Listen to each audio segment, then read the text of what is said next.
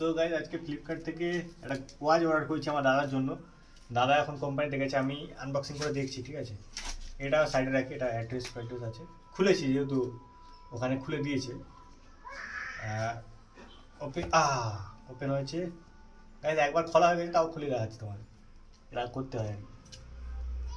Guys এটা কী সব manual ফ্যানুয়াল এসব রাখি না ভাই, এসব সোল ফোল সরাও। মাল তো এখানে আছে। ওয়াচটা কেমন হয়েছে বলবে? ওয়াচটা এই যে সাদার উপরে হালকা গ্রিন মতন আছে ভেতরে, দারুণ লাগছে, ঠিক আছে।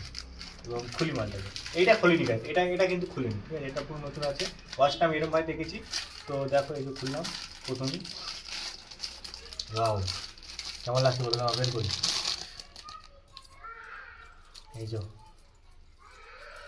বলবে গাইজ কেমন লাগছে, এই যে সেটা এরকম, টাইমও ঠিকঠাক আছে, ডেটও ঠিক আছে, দেখতেই পাচ্ছ। ঘড়িটার কালার কেমন লাগছে বলবে, ঠিক আছে, কমেন্ট করো।